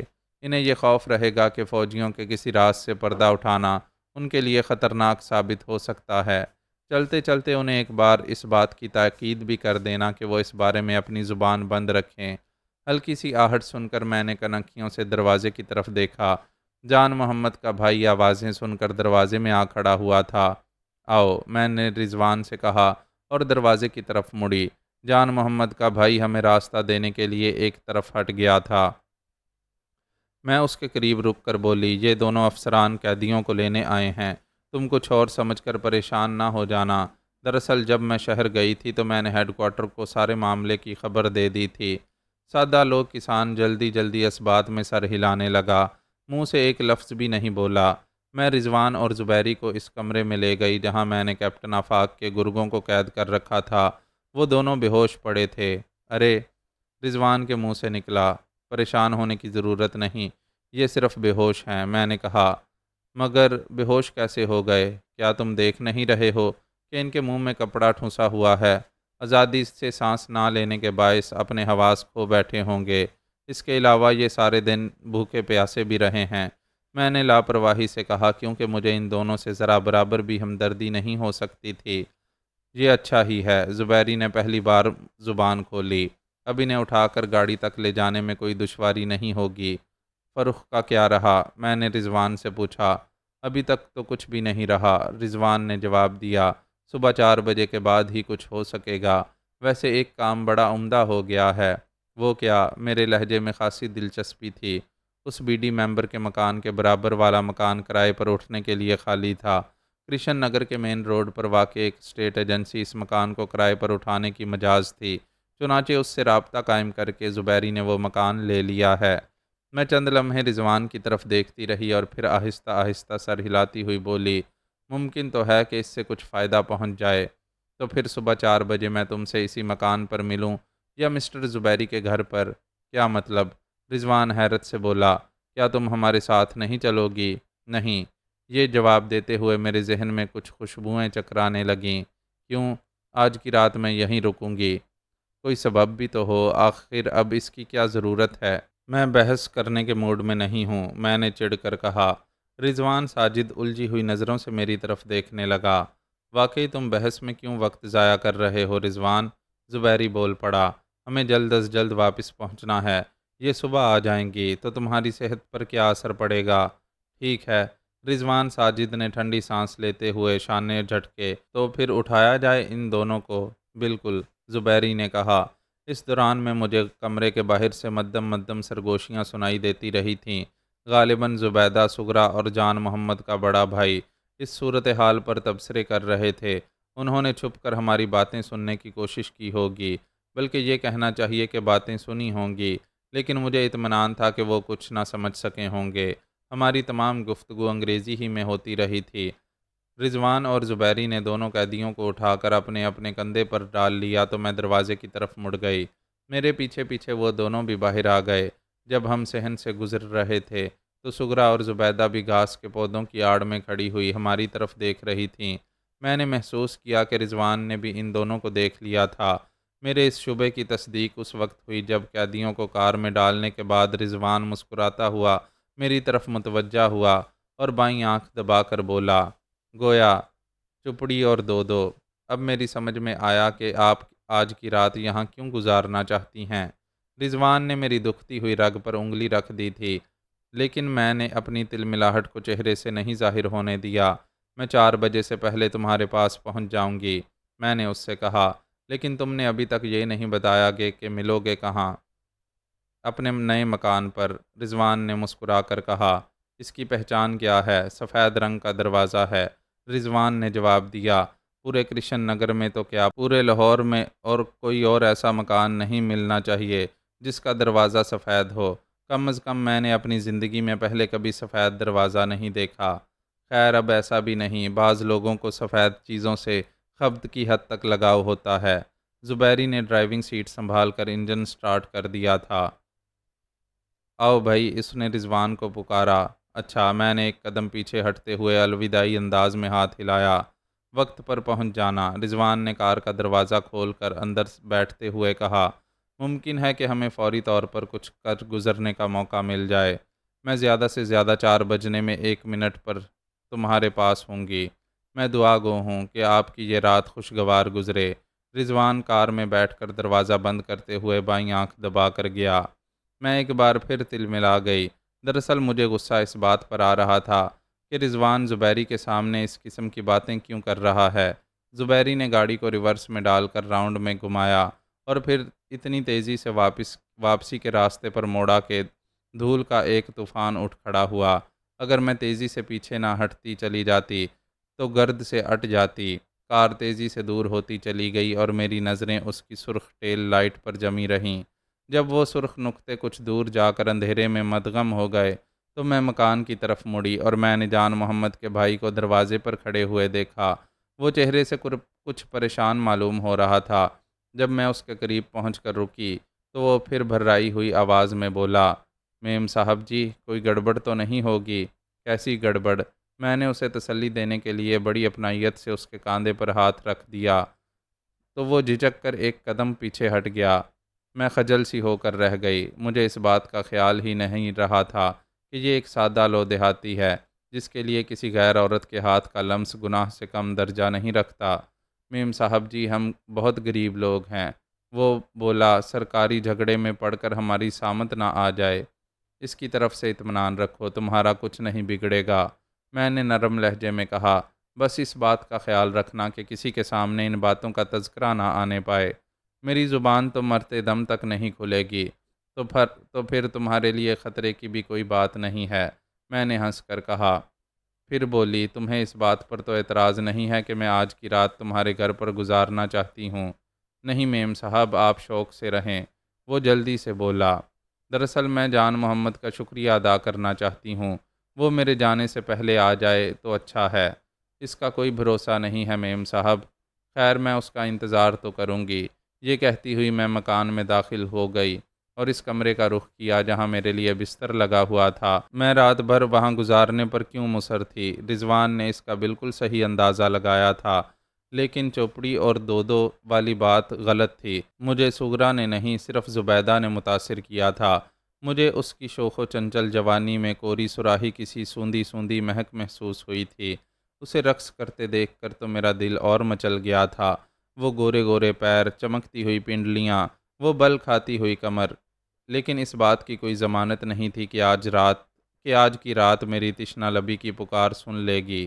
بس ایک امید موہوم پر میں وہاں رک گئی تھی۔ سغرا نے کمرے میں آ کر مجھ سے ایک بار پھر کھانے کے لیے پوچھا۔ نہیں گڑیا، بس اب تم جا کر سو جاؤ، میں نے اس سے کہا۔ میں نے دوپہر کا کھانا اتنی دیر سے کھایا تھا کہ اب رات کی ضرورت شاید پیش ہی نہیں آئے گی۔ سغرا جس طرح شرماتی ہوئی آئی تھی اسی طرح شرماتی ہوئی چلی گئی اور میں بستر پر لیٹ کر زبیدہ کے تصور میں ڈوب گئی۔ میں یہ سوچ رہی تھی کہ اگر چڑیا خوبصورت ہو تو شکاری اسے اپنے جال میں دیکھنے کے لیے کس قدر بے چین ہو جاتا ہے۔ میں نے جان محمد کے بھائی سے تو یہی کہا تھا کہ میں جان محمد کی منتظر ہوں، لیکن مشیت کی چوکھٹ پر میری صدا یہ تھی کہ جان محمد آج رات نہ آئے۔ کوئی ایسی آہٹ نہیں ہونی چاہیے تھی کہ چڑیا جال کی طرف نہ آ سکے۔ جان محمد کا بھائی تو باہر صحن میں سو رہا تھا اور اندرونی کمروں میں صرف شکاری اور چڑیاں تھیں۔ رضوان اور زبیری کی آمد سے میرے جذبات کی ہیجانی کیفیت دب گئی تھی، لیکن اب جب کہ وہ جا چکے تھے وہ دباؤ بھی ختم ہو گیا تھا۔ وہی ہیجان، وہی سرشوری پھر اود کر آئی تھی۔ یہ میری فطرت ہے کہ اگر جذبات میں طغیانی آ جائے تو پھر ساحل آسودگی سے ہمکنار ہوئے بغیر بات نہیں بنتی۔ درمیانی وقفہ طویل ہوتا چلا جائے تو ذہن پر جلاہٹ کی گرد چڑھنے لگتی ہے اور میں جام میں کی گہرائی میں ڈوبنے لگتی ہوں، لیکن یہاں مجھے سیال خود فراموشی کے گھونٹ نہیں مل سکتے تھے۔ زبیدہ، صرف زبیدہ ہی میرے جذبات کی وحشت کو سکون آشنا کر سکتی تھی۔ میں بستر پر لیٹے لیٹے وقت گزارتی رہی۔ جال کی ڈوری کھینچنے سے پہلے میں اس بات کا یقین کر لینا چاہتی تھی کہ جان محمد کا بھائی سو چکا ہے۔ اس کے بعد مجھے اپنا کام کچھ ایسا زیادہ مشکل نظر نہیں آ رہا تھا۔ زبیدہ مجھے جس انداز میں ناچتی، مچلتی اور چہلیں کرتی نظر آئی تھی، اس سے مجھے اندازہ ہو گیا تھا کہ انجانی خواہشیں اس کے جسم میں اندر ہی اندر ٹوٹ ٹوٹ کر بکھر رہی ہیں اور وہ لاشعوری طور پر ایک ایسی ساتھی کی متلاشی ہے جو ان بکھرتی ہوئی خواہشوں کو جوڑ سکے، دھندلے خاکوں میں رنگ بھر سکے، سلگتے ہوئے رنگ، بولتے ہوئے رنگ۔ 1 گھنٹہ میں اسی طرح گزار کر اپنے ہی ہاتھوں سے اپنے مینائے شباب کی سرفرازی سے کھیلتی رہی اور میرے جذبوں میں آگ بھرتی چلی گئی۔ 1 گھنٹے کے بعد میں اپنے بستر سے اٹھی اور دبے قدموں اس دروازے کی طرف بڑھی جو مجھے ان دونوں کے کمرے میں لے جاتا۔ میں دل ہی دل میں دعا کر رہی تھی کہ سغرا بھی سو چکی ہو۔ دروازے پر پڑی ہوئی چک کو ہٹا کر جب میں نے دوسرے کمرے میں قدم رکھا تو مجھے اپنے اعصاب پر ایک جھٹکا سا محسوس ہوا۔ کمرے میں 2 چارپائیاں تھیں، مگر ان میں سے ایک اس وقت خالی تھی۔ دوسری چارپائی پر زندگی کے بھرپور آثار تھے، لیکن ایک دبیز چادر کے نیچے۔ کمرے میں جلتی ہوئی لالٹین بہت مدھم کر دی گئی تھی اور اس کی دھندلاہٹ میں متحرک چادر کے جو سائے دیوار پر پڑ رہے تھے ان کو دیکھ کر مجھے عصمت چغتائی کا افسانہ لحاف یاد آ گیا۔ 4-6 لمحوں کے لیے تو میں دروازے پر ٹھٹکی رہی تھی، لیکن پھر میرے قدم تیزی سے آگے بڑھے۔ میں ننگے پیر تھی، اس لیے آہٹ بالکل نہیں ہوئی۔ میں چارپائی کے نزدیک پہنچ گئی، لیکن چادر کی حرکت میں کوئی وقفہ نہ آیا۔ جہاں زندگی کے اسرار منکشف ہو رہے ہوں، وہاں خود فراموشی کا آخری درجہ ہو، تبھی بات بنتی ہے۔ اس میں شک و شبے کی کوئی گنجائش نہیں تھی کہ چادر کے نیچے سغرا اور زبیدہ موجود تھیں۔ ایک پل کے لیے تو میرے جی میں آیا کہ چادر کا کونا پکڑ کر گھسیٹ لوں، لیکن پھر خیال آیا کہ کہیں وہ دہشت سے چیخ نہ پڑیں۔ سغرا، میں نے مدھم سی آواز میں پکارا۔ بہت ہی مدھم آواز تھی، مگر ان دونوں کو شاید بم کا دھماکہ محسوس ہوا۔ چادر اس طرح بیٹھتی چلی گئی جیسے غبارے میں سے ہوا نکل گئی ہو۔ میں چارپائی کے بالکل نزدیک تھی، اس لیے بھاری تنفس مجھے پوشیدہ کہانیاں سنا گیا۔ اب میں نے کسی ہچکچاہٹ کے بغیر چادر کا ایک کونا پکڑا اور ایک جھٹکے سے سب کچھ بے نقاب کر دیا۔ سغرا اور زبیدہ نے بے اختیار ایک لمبی سانس کھینچی، اور پھر ان دونوں کی سانسیں جیسے اندر پھیپھڑوں میں ہی کہیں اٹک کر رہ گئیں۔ وہ دم بخود ہراساں نظروں سے میری طرف دیکھ رہی تھیں، لیکن میری نگاہوں کا مرکز ان کے چہرے نہیں تھے۔ سانولے رنگ سے مل کر گورا رنگ کچھ اور ہی قیامت ڈھا رہا تھا۔ میں نے مسکرا کر کہا، ڈر گئیں؟ میری آواز میں لرزش تھی۔ میری مسکراہٹ دیکھ کر ان کے پھیپھڑوں نے ان کی مقید سانسوں کو آزاد کیا، اور پھر ان دونوں ہی کے ہاتھ ادھر ادھر بکھرے ہوئے لاچوں اور قمیضوں کی طرف گئے تھے، لیکن میں نے بیک وقت دونوں ہاتھوں کو پکڑ لیا۔ دونوں کی نظریں میرے چہرے کی طرف اٹھیں، اور مجھے بدستور مسکراتے دیکھ کر ان کے چہروں سے خوف و ہراس زائل ہونے لگا۔ اب اس کیفیت کی جگہ شرم نے لے لی۔ زبیدہ کا چہرہ سرخ اور سرخ اور سرخ ہوتا چلا گیا۔ میرے وہم و گمان میں بھی نہیں تھا کہ یہ چڑیاں اس حد تک بے قابو ہو چکی ہیں، لیکن بہرحال یہ بات میرے حق میں بہتر ہی ثابت ہوئی تھی۔ چارپائی اتنی کشادہ تھی کہ اس نے ایک اور وجود کو بھی قبول کر لیا۔ میں نے ان دونوں کے بیچ میں جگہ بنا لی تھی۔ ان دونوں کے سر میرے بازوؤں پر تھے، اور میرے ہاتھ، ہاں، بلندیوں کا گداز میری دسترس میں تھا، جہاں سے آگ سارے جسم میں پھیلتی ہے۔ میں نے اسی مقام کو ہدف بنایا تھا۔ ابتدا تو یوں ہوئی کہ وہ دونوں سچ مچ سہمی ہوئی چڑیوں کی طرح میرے بازوؤں میں تھیں، لیکن پھر آہستہ آہستہ بتدریج پھڑکنے کی کیفیت پیدا ہو گئی، مچلنے اور بل کھانے کا سماں بند گیا۔ مفعولیت نے رنگ دگر اختیار کرنا شروع کیا۔ وہ مجھ میں یوں پیوست ہوئیں کہ میں خود کو برق کی لہروں کی لپیٹ میں محسوس کرنے لگی۔ دست و زباں کی حرکتیں جنوں خیز ہوتی چلی گئیں، کبھی لب سے لب ملتے اور کبھی مینائے شباب سے چھلکتی ہوئی میں تشنگی کا مداوع کرتی۔ تین زبانیں آزادی کے معنی تلاش کر رہی تھیں۔ سغرا ان معاملات میں زبیدہ سے زیادہ تجربہ کار تھی۔ اس کے تجربات نے مجھے اتنا پاگل کر دیا کہ میں بم بھوڑ ڈالنے کی منزل میں آ گئی۔ اس کی زبان اور لب میرے بدن کے ایک ایک در پر جبیں سائی کر رہے تھے۔ اس نے اس گوشے تک رسائی حاصل کی جس کے معکوس ساغروں میں خون بھی شراب معلوم ہونے لگتا ہے۔ میں یک بارگی تڑپ اٹھی۔ مجھے اپنے پورے وجود میں ایک زناٹا سا محسوس ہوا، اور پھر جیسے آندھی کا زور ٹوٹتا ہے، اسی طرح میں بھی نڈھال ہو گئی۔ زبیدہ کی تلاطم آشنائی کی تمنا مجھ سے پہلے ہی آسودہ ہو چکی تھی، لیکن سغرا نے اپنی منزل پانے میں مجھے بھی گرد کارواں کر دیا۔ گھاٹیوں اور وادیوں، رفتوں اور پستیوں سے گزر کر جب یہ تین نفری قافلہ اپنی منزل پر پہنچا تو رات کو اپنے نصف پہر سے گزرے 2 گھنٹے ہو چکے تھے۔ گو کہ صرف سغرا ہی مجھے پر گھن گھور گٹا کی طرح برسی تھی، لیکن پیار مجھے زبیدہ ہی پر آ رہا تھا۔ میں نے سغرا سے کہا کہ اب مجھے بھوک لگنے لگی ہے۔ جب وہ باورچی خانے میں چلی گئی تو میں نے زبیدہ کو ایک بار پھر پیار کیا، اور سرگوشی میں بولی، پیاری گڑیا، تم مجھے کافی دن تک یاد رہو گی۔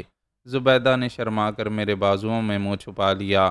میں نے تمہیں رقص کرتے ہوئے دیکھا تھا، اور اسی وقت تم پر فدا ہو گئی تھی۔ میں نے ہنس کر کہا، لاچا باندھے رقص کرتی ہوئی مٹیار بہت خوبصورت ہوتی ہے۔ میم صاحب جی، زبیدہ بھررائی ہوئی آواز میں بولی، میں سچ مچ آپ کو بہت اچھی لگی ہوں۔ یہ سوال اس نے کچھ اتنے سنجیدہ لہجے میں کہا کہ میں اس کا منہ تکتی رہ گئی۔ جواب دیجئے نا میم صاحب جی۔ زبیدہ کی آنکھوں میں نمی آ گئی۔ ہاں میم صاحب کی جان، تم مجھے پیاری لگی ہو۔ میں نے اسے اپنے سینے سے بھینچ لیا۔ لیکن تم اتنی رنجیدہ کیوں ہو؟ میں بہت دکھی ہوں میم صاحب جی، مجھے اپنے ساتھ لے چلیے۔ میں آپ کی خدمت کروں گی، آپ کو مجھ سے کبھی کوئی شکایت نہیں ہوگی۔ زبیدہ کے ہونٹ اس طرح لرز رہے تھے جیسے وہ رو پڑنے والی ہو۔ زبیدہ، میں حیرت سے اس کی طرف دیکھنے لگی۔ آخر یہاں تمہیں کیا دکھ ہے؟ اگر تمہیں سغرا کا یہاں رہنا پسند نہیں تو اپنے باپ کے پاس واپس چلی جاؤ۔ بس وہیں تو نہیں جانا چاہتی؟ کیوں؟ دروازے پر سغرا کے قدموں کی آہٹ ہوئی تو زبیدہ نے مدھم لہجے میں جلدی سے کہا، سغرا کے سامنے کوئی بات نہ کیجیے گا۔ سغرا تھالی میں کھانا لیے کمرے میں داخل ہوئی تو میں نے مسکرا کر کہا، شکریہ سغرا، آج رات میں نے تمہیں بہت تکلیف دی۔ نہیں تو میم صاحب، بھلا آپ سے کیا تکلیف ہوگی؟ تم بھی ٹھیک ہی کہہ رہی ہو، میں نے ہنس کر کہا۔ اگر میری جگہ کوئی مرد ہوتا تو تمہیں ضرور تکلیف ہوتی۔ یہ مرد بڑے پیٹو ہوتے ہیں، اگر رات کو جاگ لیں تو دو دو بار کھانا ڈکوستے ہیں۔ سغرا نے کھانے کی تھالی میرے سامنے رکھ دی۔ موٹی موٹی روٹیوں کے ساتھ کسی قسم کا ساگ تھا۔ آؤ تم دونوں بھی کھاؤ نا۔ میں نے سغرا اور زبیدہ کے ہاتھ پکڑ کر کھینچے اور ان کے لاکھ انکار کے باوجود بھی انہیں کھانے میں شریک کر لیا۔ کمرے میں سغرا کے آتے ہی زبیدہ نے اپنی دیگرگوں حالت کو سنبھال لیا تھا، لیکن میرے ذہن میں ایک خلش پیدا ہو چکی تھی۔ آخر زبیدہ اپنے باپ کے پاس واپس کیوں نہیں جاتی؟ کیا ایک بیٹی کو اپنے باپ کے گھر میں بھی کوئی دکھ ہو سکتا ہے؟ اگر اسے امکانی بات سمجھ لیا جائے تو شاید روئے زمین پر اس سے زیادہ دردناک امکان کوئی نہیں ہو سکتا۔ میں نے دل ہی دل میں فیصلہ کر لیا کہ ہر ممکن طور پر زبیدہ کی مدد کروں گی، لیکن یہ معلوم ہونا بھی مقدم تھا کہ اسے اپنے باپ کے گھر میں کیا دکھ ہے، وہ فرار کیوں حاصل کرنا چاہتی ہے۔ وہ سغرا کے سامنے اس موضوع پر گفتگو نہیں کرنا چاہتی تھی، لیکن میرے پاس اب زیادہ وقت نہیں رہا تھا۔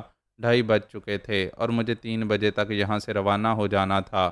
کھانے کے بعد جب سغرا برتن اٹھا کر لے گئی تو میں نے زبیدہ سے کہا، میں 10-15 منٹ میں یہاں سے روانہ ہو جاؤں گی، اور سغرا کے سامنے تم کوئی بات کرنا نہیں چاہتی؟ کیا یہ ممکن ہے کہ کل تم لاہور آ کر مجھ سے مل لو؟ کس جگہ؟ زبیدہ نے بےتابی سے پوچھا۔ تم کبھی شہر گئی ہو؟ سارا لاہور میرا دیکھا ہوا ہے میم صاحب جی۔ تو تم کل دوپہر کو ٹھیک 2 بجے لوہاری گیٹ پر مل جانا۔ لوہاری گیٹ پر؟ کس جگہ؟ لوہاری گیٹ کے سامنے کتابوں کی جو دکان ہے وہیں کھڑی ہوئی ملنا۔ میں بالکل صحیح وقت پر گاڑی لے کر پہنچ جاؤں گی۔ میں ضرور آؤں گی میم صاحب جی۔ زبیدہ کی آنکھوں میں چمک پیدا ہو گئی۔ میں نے ایک بار پھر اسے سینے سے لگا کر اس کے ہونٹ چوم لیے، مگر اس کی شرمگی کیفیت سے زیادہ دیر تک لطف اندوز نہیں ہو سکی کیونکہ سغرا واپس آ گئی تھی۔ تمہارا چاچا تو اب تک گجرانوالا سے نہیں لوٹا، میں اس سے بولی، اور اب مجھے یہاں سے لازماً روانہ ہو جانا ہے۔ جان محمد آئے تو اسے بتا دینا کہ 2 بڑے فوجی افسر آئے تھے جو ان قیدیوں کو اپنے ساتھ لے گئے۔ اسی سلسلے میں مجھے کل صبح ہی وہاں حاضری دینی ہے۔ لیکن سویرا ہونے میں تو ابھی بہت دیر ہے، سغرا بولی۔ ہاں دیر تو ہے، لیکن مجھے لاہور پہنچ کر نہانے دھونے اور کپڑے تبدیل کرنے میں بھی کچھ وقت لگے گا۔ میں کھڑی ہو گئی، مجھے بس اب اپنا سامان سمیٹ کر یہاں سے روانہ ہو جانا چاہیے۔ میں نے جتنی دیر میں اپنا سامان سمیٹا اتنی دیر میں سغرا نے میرے لیے چائے بنا ڈالی اور اپنے باپ کو بھی جگا دیا۔ خان جاوید اور حیدر بٹ کی سفید فیاٹ بدستور مکان کے سامنے موجود تھی اور مجھے لاہور جانے کے لیے اسی کو کام میں لانا تھا۔ میں نے اپنا مختصر سا سامان اس کی پچھلی سیٹ پر ڈالا اور رخصت ہونے کے لیے ان تینوں کی طرف مڑی۔ تم لوگ بہت اچھے ہو، میں نے مسکرا کر کہا۔ میں تم لوگوں کو کبھی نہیں بھول سکتی۔ اگر موقع ملا تو میں پھر کبھی تم لوگوں سے ملنے ضرور آؤں گی۔ جان محمد سے میرا سلام کہہ دینا۔ میں نے باری باری سے زبیدہ اور سغرا کو اپنے سینے سے لگایا اور ان کی پیشانی چومی۔ میرے اس اظہار محبت سے جان محمد کا بھائی بہت متاثر ہوا اور اس کی آنکھوں میں اس طرح آنسو آ گئے جیسے کوئی اپنے عزیز کو رخصت کر رہا ہو۔ میں نے کار میں بیٹھ کر انجن سٹارٹ کیا، گاڑی گیئر میں ڈالی اور الوداعی انداز میں ہاتھ ہلاتے ہوئے کلچ پر اپنے پیر کا دباؤ کم کرتی چلی گئی۔ گاڑی کے پہیوں نے بہت آہستگی سے اپنی جگہ چھوڑ دی۔ رفتار میں بتدریج اضافہ ہوا اور میں عقب نما آئینے میں ان تینوں کی طرف دیکھنے لگی جو اندھیرے کی وجہ سے زیادہ دیر تک نظر نہیں آ سکے۔ معزز ناظرین و سامعین، لائک، کمنٹس اور شیئر ضرور کریں، شکریہ۔